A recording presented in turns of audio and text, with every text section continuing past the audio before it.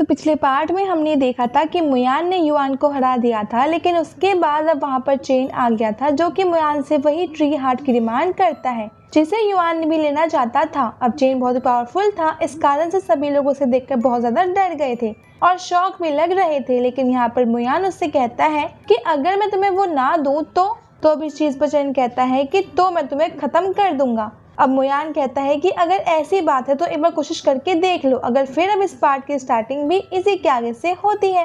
हम देखते हैं कि यहाँ पर चेन मुयान से फिर से कह रहा था कि मैं तुम्हें एक और मौका देता हूँ, वो ट्री हार्ट मेरे हवाले कर दो और मैं तुम्हें छोड़ दूंगा। वैसे यहाँ बाकी सभी लोगों ने पहचान चुके थे कि मुयान असल में मुयान है और वो सभी ये जानकर बहुत ज्यादा शॉक थे कि मुयान असल में जोंगजियाओ कॉन्टिनेंट से है। यहाँ मुयान कहता है कि नहीं, वो उसे ट्री हार्ट किसी भी कीमत पर नहीं देगा। ये सुनकर चेन कहने लगता है तो ठीक है, अगर ऐसी बात है तो फिर मरने के लिए तैयार हो जाओ। और इसके बाद वो अपनी दोनों तलवार निकालकर उसे अपनी स्पिरिचुअल एनर्जी के साथ कनेक्ट करते हुए मुयान की तरफ फेंक देता है। मुयान उन्हें देखते ही रोकने के लिए पूरी तरीके से तैयार था, लेकिन उसी वक्त पीछे से दो और तलवार सीधे ही वही उड़ते हुए आती है और चेन की दोनों ही तलवारें वहां से टकरा जाती हैं।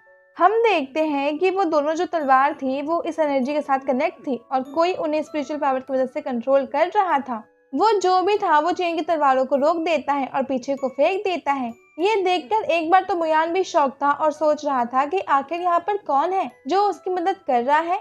अब तभी वहाँ पर जोजियान आ जाता है। हीरो उसे देखकर बहुत ज्यादा शॉक हो गया था। हम देखते हैं कि जोजियान आते ही वो चेन से कहता है कि तुम हमारे सेक्टर के डेसिबल को इस तरह से नहीं मार सकते और मेरे होते हुए तो ऐसा बिल्कुल भी नहीं हो सकता। यहाँ पर मुयान शॉक था। वो कहता है कि आखिर तुम मेरी मदद क्यों कर रहे हो। तो इस पर जोजियान कहता है कि इसके लिए कोई कारण की जरूरत नहीं है और वैसे भी मैंने इसे यहाँ आते देख लिया था और मैं समझ गया था कि ये जरूर कुछ ना कुछ गड़बड़ तो करेगा। और इसके बाद जोजियान चेन से कहने लगता है कि तुम मुझे कभी नहीं मार सकते क्योंकि तुम्हें डर है कि मेरा भाई यू यांग तुम्हें खत्म कर देगा। ये सुनकर बाकी लोग शॉक थे क्योंकि वो यू यांग को जानते नहीं थे। यहाँ पर याओ भी अपनी बेन से पूछती है कि यू यांग कौन है, पर अब बेन को भी नहीं पता था, इसलिए वो अपना सर खुजा रहा था। वो कहता है कि उसे कुछ भी नहीं पता। इसके बाद अब हम यहाँ पर देखते हैं कि मुयान तुरंत ही अपने पीछे रखे उस कॉफिन को हवा में ले आता है और तुरंत ही उस कॉफिन के ऊपर चढ़ जाता है। यहाँ पर बेन जोजियान पर हमला कर देता है और फिर उसे वहां से दूर फेंकते हुए कहता है कि ये बात मत भूलो कि मैं तुम पर हमला नहीं कर सकता, लेकिन इस मुयान को तो सबक सिखा ही सकता हूँ ना। और वैसे भी मेरी फाइट इसी के साथ है, इसलिए तुम बीच में ना ही आओ तो अच्छा होगा। इधर हम देखते हैं कि मुयान जब उस कॉफिन के ऊपर आया था तो उसने अपनी स्पिरिचुअल पावर का इस्तेमाल करना शुरू कर दिया था, जिसके बाद उसकी स्पिरिचुअल पावर धीरे धीरे कलर बदल रही थी। और जब तक चेन यहाँ जोजियान को दूर फेंकता है तो इतने में मुयान की स्पिरिचुअल पावर का कलर बदल चुका था।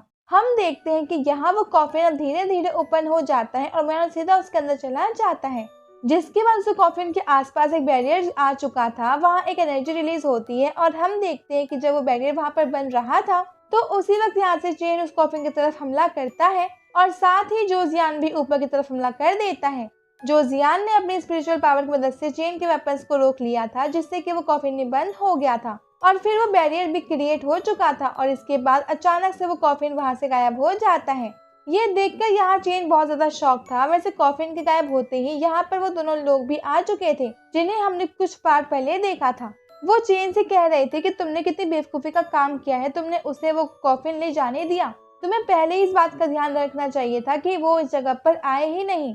तुमने उसे वहां से भगाने के लिए फोर्स किया कि जिसकी वजह से वो इस कॉफिन तक पहुंच पाया।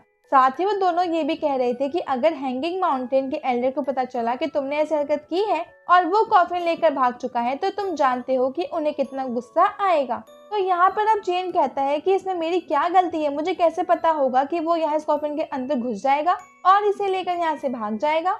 लेकिन इस पर वो सामने दोनों ही लोग गुस्सा होते हुए कहते हैं कि क्या तुम बेवकूफ हो, तुम्हें इतनी सी बात समझ में नहीं आती। अब यहाँ पर चेन को भी गुस्सा आ रहा था, लेकिन अचानक से वो जगह हिलने लगती है और वहाँ पर एक पोर्टल ओपन हो जाता है।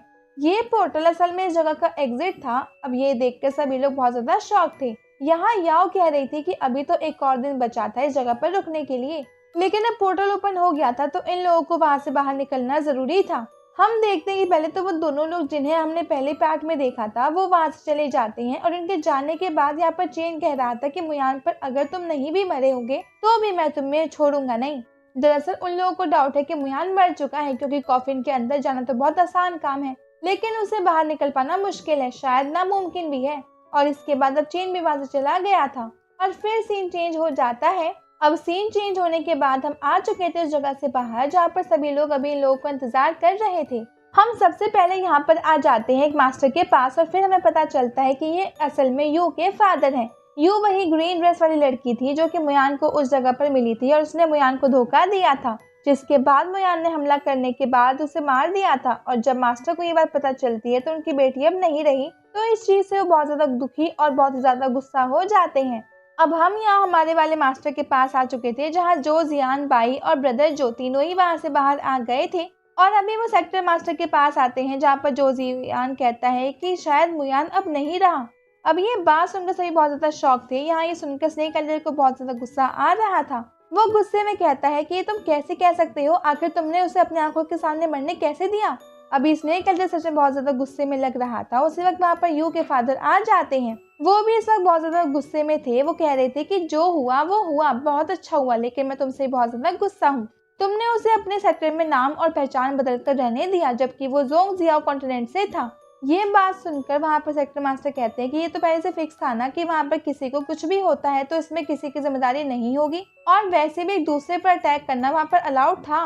मगर अब वो मास्टर भी गुस्से में थे और आसानी से मानने वाले नहीं थे, इसलिए सेक्टर मास्टर अपनी एनर्जी रिलीज करते हुए कहते हैं कि क्या तुम्हें इन रूल्स से कोई प्रॉब्लम है।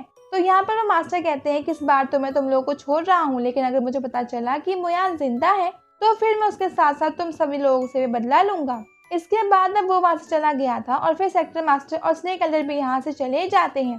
अब जो जियान बहुत ज्यादा शॉक लग रहा था। वो कह रहा था कि आखिर ये दूसरे सेक्टर वालों को मुयान के जोंगजियाओ कॉन्टिनेंट से होने से क्या दिक्कत है।